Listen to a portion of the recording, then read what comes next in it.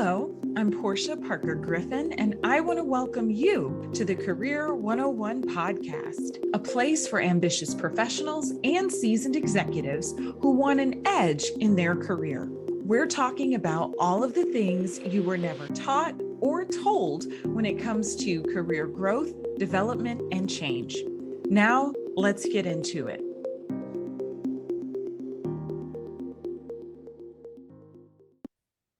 Today, we are talking about what is executive presence with Catherine Cassidy. Boutique Box founder and CEO Catherine Cassidy has over 23 years of experience in the fashion industry, including more than 16 years of working with professional women navigating the nuance of dressing in every industry. She's further grounded with experience in organizational design and behavior psychology. Her fashion industry experience had her running the numbers for month end, behind the scenes at Fashion Week, working with the executive team on strategy, collaborating with the creative director, and running around the sales floor, creating perfect outfits for customers. Since launching her first business, You-Styled, Catherine has been a sought-after speaker on cultivating confidence, leadership style, innovating in business, and the business of fashion. Hi, Catherine. How are you today? Hello, I'm great. Thank you so much for having me. We are excited to have you with us to discuss executive presence. But first, we want to know a little more about you. So tell me about 7-year-old Catherine. Oh my gosh, 7-year-old Catherine, third grade. I had just gotten glasses after wearing fake glasses as a sort of style statement, saying I wanted glasses. And so the universe gave me glasses. And at the time, ironically, I was devastated because of what that meant for my sports career. But I also remember because I went to a Catholic school in elementary school, and the uniform dressing, not so much as a uniform, but the minimalism of that informs how I think about style and the evolution to public school. But one thing I remember specifically in that year too was when we did have days when we didn't have to wear a uniform. So, Catherine, tell us about some highlights or pivotal moments in your career before you started your business. So my first corporate job in the fashion industry was at Robinson's May, which was a West Coast department store chain that was part of the May Company, which was a Midwest to West Coast like conglomerate of department stores. When they were going through the merger with what's now known as Macy's Inc., one of the last really big merchant mergers. And I thought I actually had not gotten any of the buyer training jobs that I applied for out of college or consulting jobs, which as a high performer was like a little crazy. Like you can imagine how I felt as a senior in college. And I got this opportunity to work in the accounting department as a foot in the door for the fashion industry because a recruiter followed up with me. And I just thought this was a great opportunity for a case study in change management. How are they going to manage this merger of these billion-dollar companies with so many people that have worked here for their entire careers? And I was honestly really impressed with how they handled it. And it's what led to my second opportunity in the industry, which was hire number 3 for the newly formed merchandising team for BCBG, which was also merchandising was a fairly new part of the business of fashion, really focusing more on strategy, ironically, so like consulting.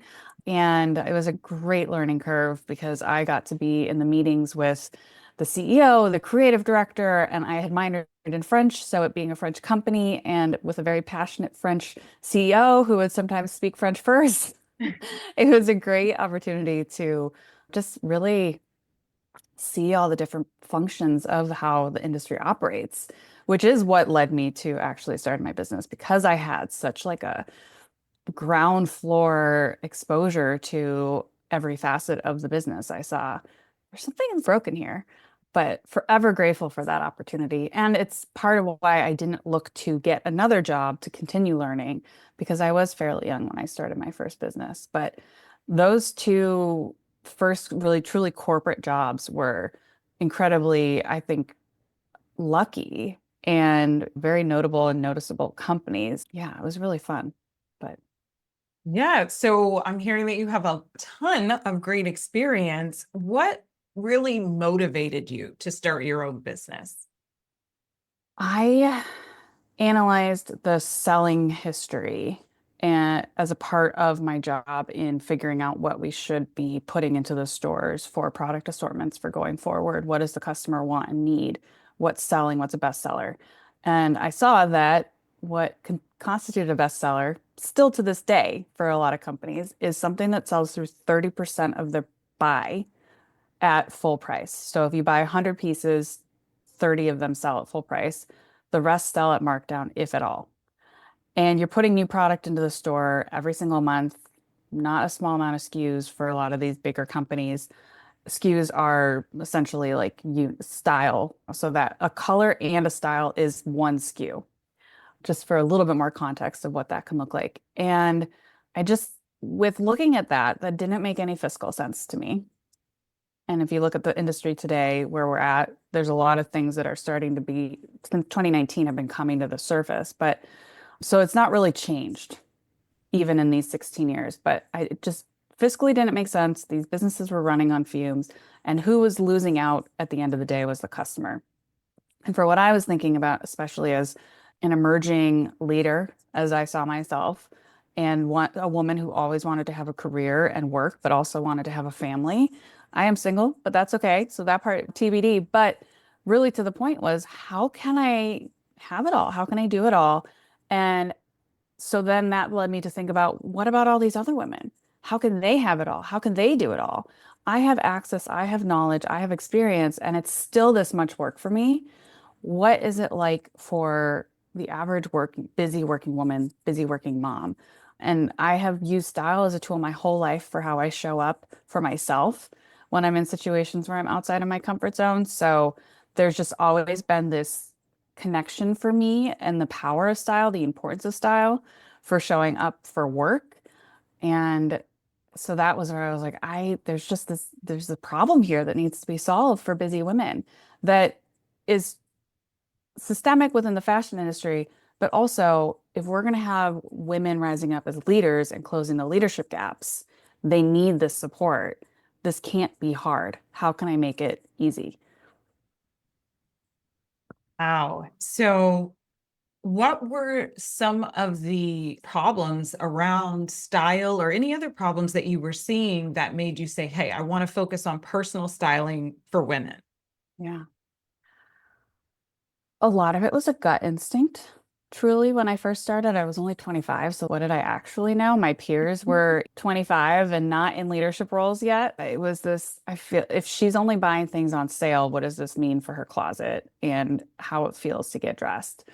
So, it really was, I think there's a problem here for her, and let's get started. So I got started with small packages, just getting into women's closets, and was really confirmed with that being a big problem, especially like how many pieces were sitting in their closet with tags on, why they were purchased in the first place. And there's no shame in that. There's a lesson that can be learned from every single piece you buy and why you bought it, so that you can take that learning and help improve what you buy next or why you bought it, or get more particular about what you buy, so that you're not, it's, oh, I love this color, I love this shape, I love this energy, I loved this, made me feel powerful, but the fit wasn't quite right.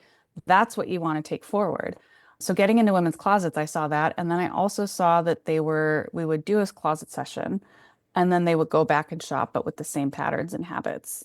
And so what they really needed was the shopping support more than the style support, because style is learned. So I can teach you how to put together outfits, what works for your body, but the harder part is finding the pieces and navigating the overwhelm in the stores with all the different brands, department stores, how many new product is coming into the stores every month. But most women are not shopping every month. So that just creates more and more overwhelm.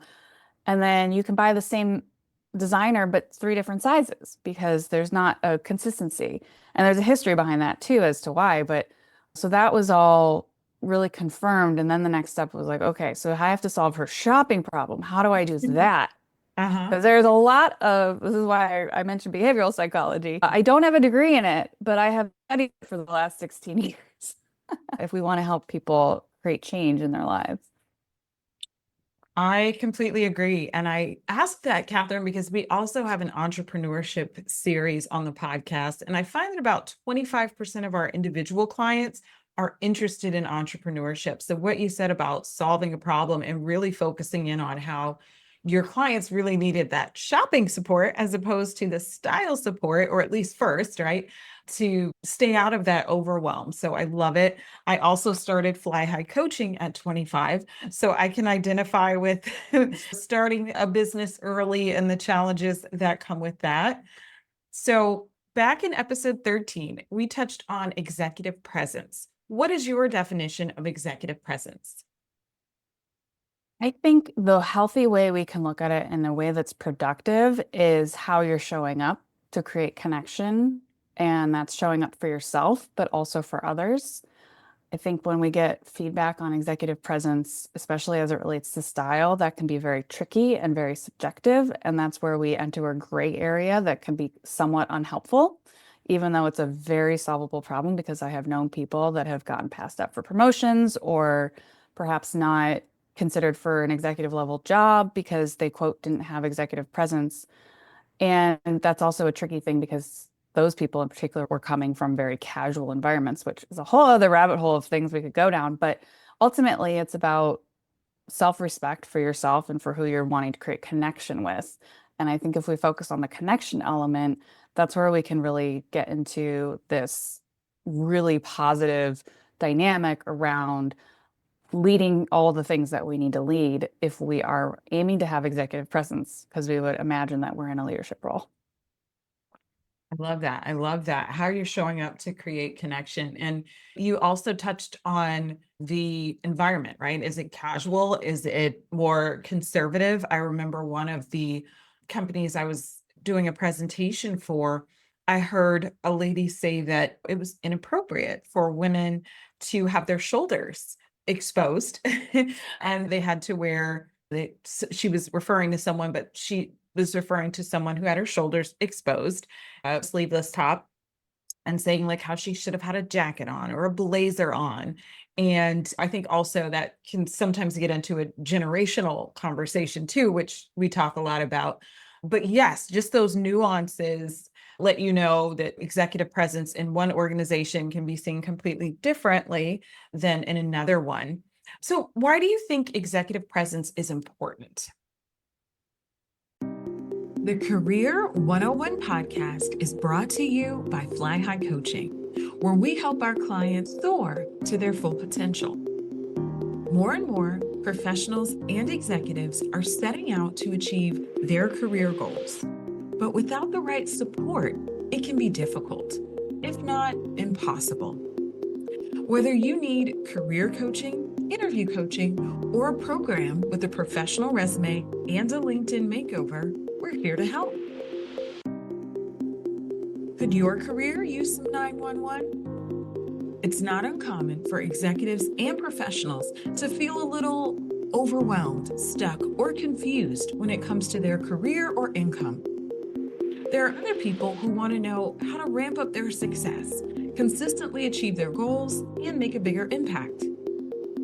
After hundreds of clients came to me with the same issues, I started recording the patterns for the Career 911 Masterclass, solving the top 5 challenges executives and professionals have. In the free masterclass, I share the exact strategies our clients use to tackle the top 5 problems. Check out the link in our show notes. I think it's because it creates the opportunity for you to share your ideas, have respect to lead the ideas. If you're in the leadership role, you have to set the tone for your team if this is a leader that we're talking about with executive presence. And that trickle down impact, it is the only, I think the only kind of trickle down economics that really work is how you're setting the tone for the team as a leader and how you show up for yourself. But again, it's really also like to your point of thinking about the audience to create connection, you have to also think about where they're at. So, for instance, I had a client who was in a tech company, a big tech company you would know. And she was in a sales role, but she was also having to work with the engineers. So she had outward facing as well as inward facing executive presence that she had to think about. And so, how do you navigate that? Because you can't show up necessarily in like business formal and have this conversation with your engineers for them to think that you have to have that balance of it. But of course, if you're trying to build a business with a big company that's more traditional or formal, you also have to show up for that. So thinking about who you're trying to connect with and what the buy-in is that you want to get from them for whatever it is that you're working together on, that is where it can be a really powerful tool. Yes, I love how you touched on buy-in because I think that can often be overlooked. To your earlier point, someone might have their own personal style and think this looks good, but they're not thinking about that outward facing buy-in that they need. So, do you think executive presence is only for executives? Edith Head has a quote, you can have anything in life if you dress for it. Absolutely not. When I was in the accounting department at Robinsons May, I had gotten promoted actually. That's the benefit of working for a company during a merger. You get promoted much more quickly than you would have otherwise. To general ledger, which I hate. It's so boring. I'm like, I don't care if I'm good at math. This is so boring. So I was like, we're not going to stay till the end. And I left for my merchandising job and everybody was saying their goodbyes and they were like, wait, I thought you were a buyer because of the way I dressed. Now, mind you, I showed up at my BCBG interview wearing what I thought was fashion forward for an interview, which was a gray suit with a pink button down. And my boss, who ultimately became my boss, was like in a slouchy black top and jeans. I didn't quite get the audience right for that one, but I think it wasn't points against me probably because she knew I went to business school undergrad. This is what I was taught. So I really think that dressing for the job you want and having that respect for yourself shows that you're preparing yourself for that next level of responsibility and growth within your career. I love that quote and I love hearing about your experience. I think I actually had a similar experience. I worked in client services for a consulting firm and was told by my coworkers, "Oh, you look so dressed up, wearing blazers and stuff." And eventually I was recruited by the sales team. And I came into work one day and I was voluntold that I was going on a sales call. And I'm an introvert, so I never thought of myself as a salesperson or a business owner. But to your point, I realized that how I dressed every day and that executive presence, even though I wasn't an executive, had them trust me to go out and sell our services to business owners and CFOs and VPs of tax. So you're absolutely right. I completely concur. So, Catherine, I'd love to know, what do you think are the essential aspects of executive presence? Oh, that's a good question. I think as it relates to executive presence as a whole, it is that emotional intelligence and awareness of who you're connecting with and your role in what it is that you're doing. As it relates to style, it is taking the extra care. So even in a casual environment, you can make sure that you look polished and professional. You can add the accessories, the little details that add personality. That attention to detail people notice, especially, and I think also quality over quantity with your wardrobe, especially as you're growing in your career. You can see quality in your clothes. There's a different like energy and vibrance that you have when you wear clothes that are better quality. I know it can be tricky when you're first starting your career. I would say set aside a monthly budget to think about how you can invest in how you show up with those better quality pieces, with fewer pieces that you can start playing with to mix and match and maximize in your wardrobe.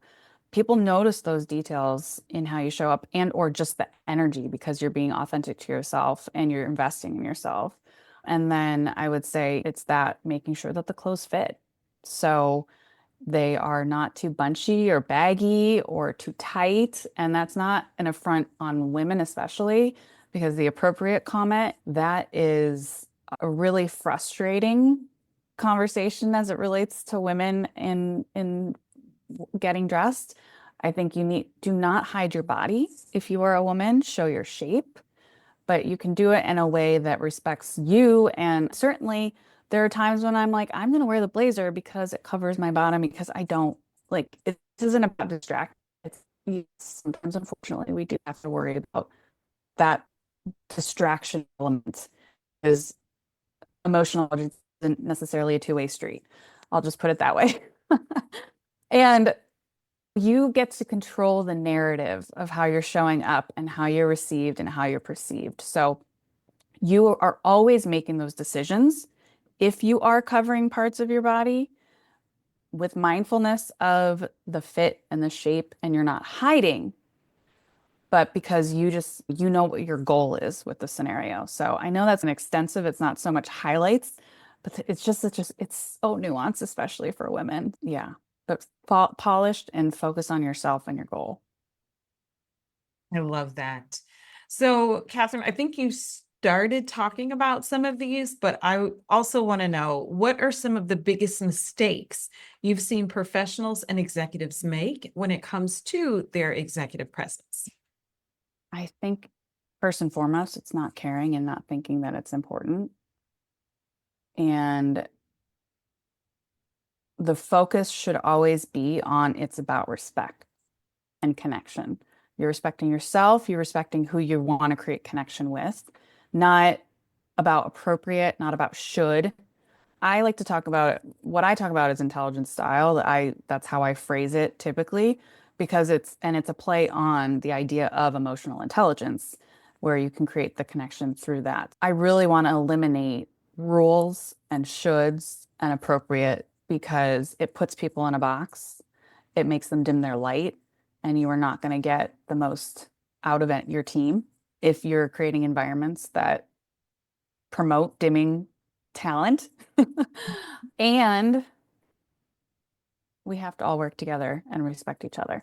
Thinking that it doesn't matter, it does, and it can require some work. But that self-awareness and that growth through self-awareness is so powerful over the tenure of your career. And super simple things like sloppy, stained, not taking those small attention to details with wrinkles and that sort of a thing. Again, those are little things, those are visual cues that people pick up on about how you're thinking about how you're interacting with them and what you bring to the table. And it also impacts how you show up. So you are going to act a little bit sloppier. You are not going to take the meeting as seriously. Like you may not notice this. It's small, like little intrinsic things. And then there can be certain nuances like colors that you shouldn't wear, but that's not as important. It really is more about if you're not putting any effort or care, that's what gets communicated. I don't care. Yeah, I love your concept of intelligent style. I think that is a really cool way to think about just style in general, but also executive presence.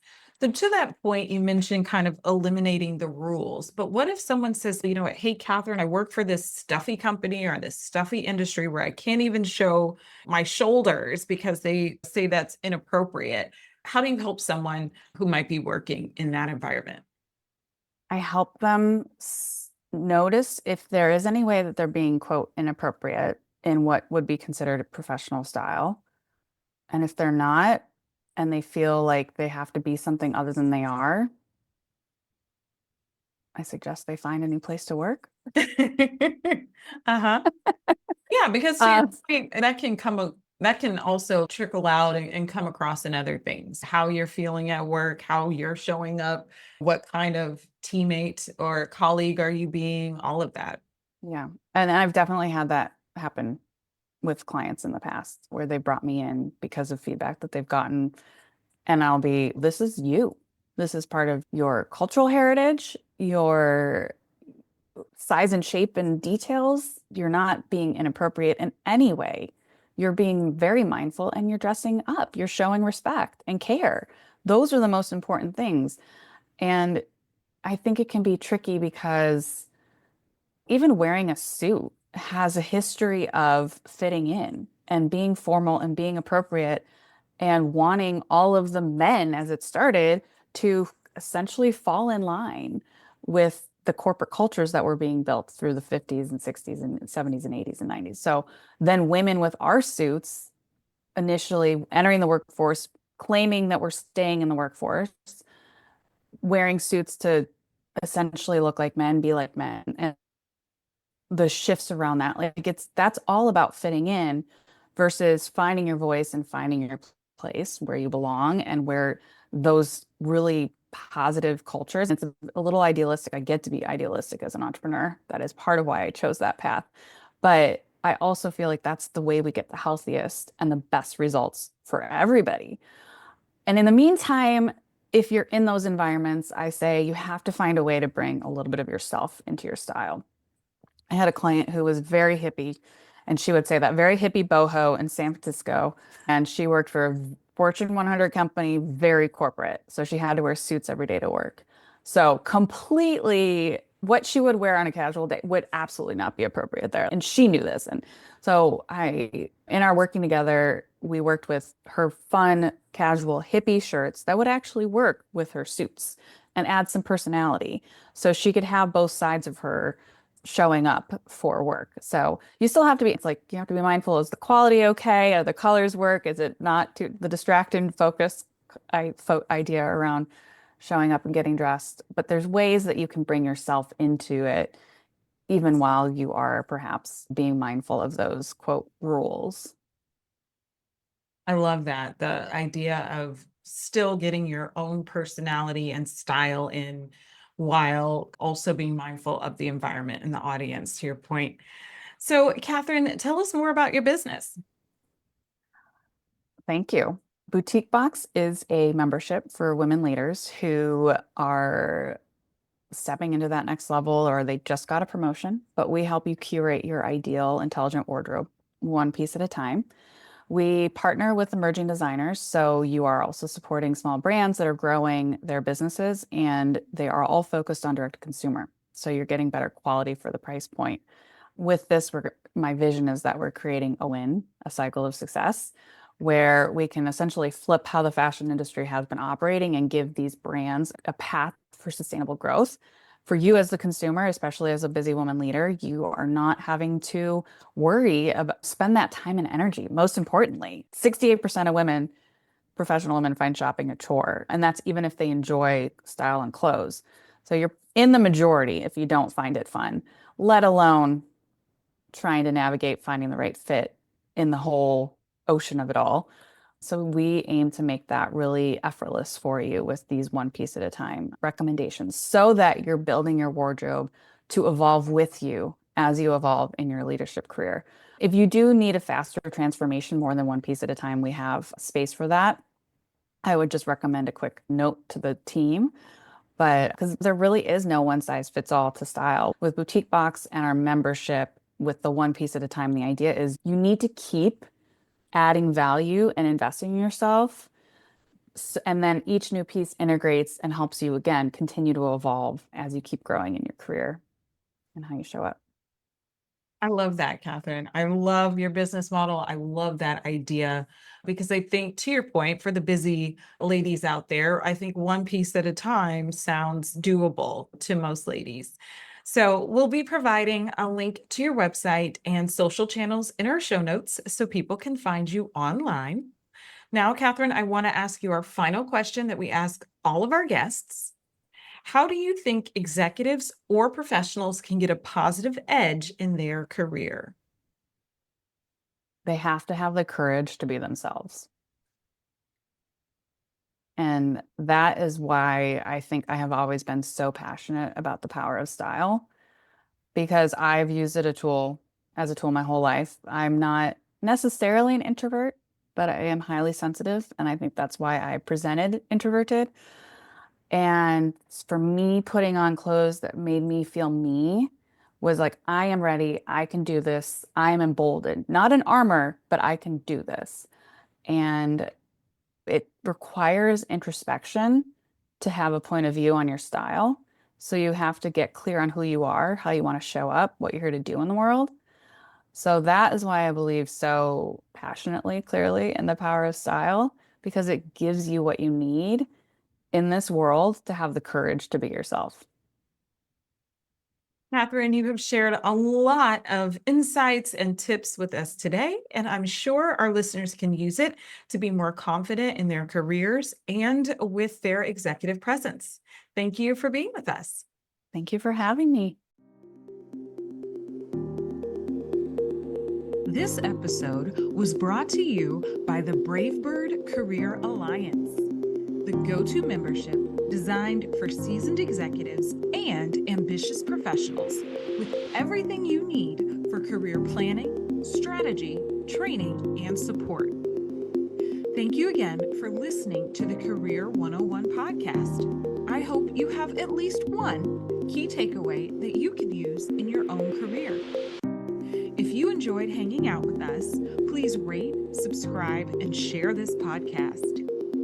Until next time, here's to your success.